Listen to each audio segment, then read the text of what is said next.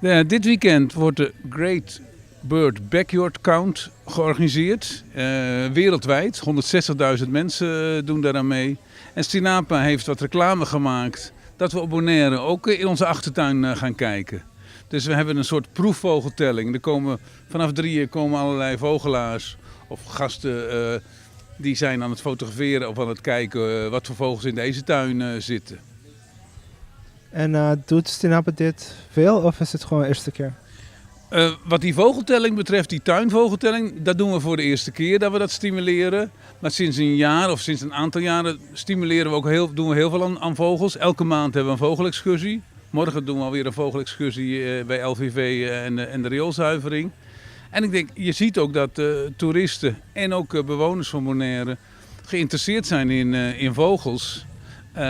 En ik denk ook als directeur van Stinapa zou het ook een hele mooie kans zijn om misschien ook het natuurtoerisme verder te versterken. In Amerika bijvoorbeeld is het de meest groeiende hobby om vogels te kijken.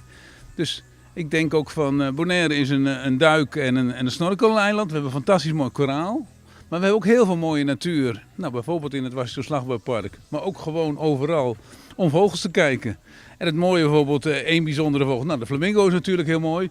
Ja, die vliegt hier niet in deze tuin. Daar kan ik ook niks aan doen. Maar de lora, er zit al een heel uur lang zitten er al 2 lora's in de tuin. Dus alle gasten hier die zijn helemaal aan het fotograferen. Net vlogen er 4 over. Ja, in die zin is Bonaire ook een fantastisch mooi vogeleiland.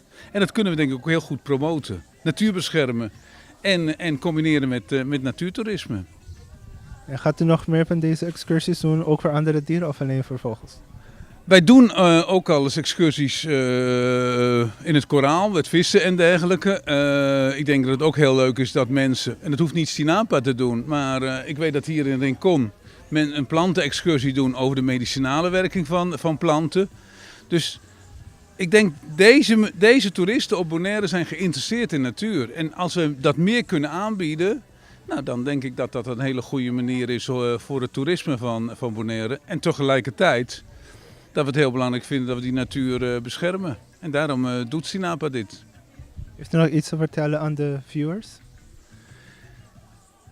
Dat Bonaire een fantastisch mooi vogeleiland is. En dat we gewoon heel erg trots op Bonaire mogen zijn. We hebben hele bijzondere vogels. En met name ook in de trektijd. Dus als de vogels weer terugkomen uit Zuid-Amerika in maart, april.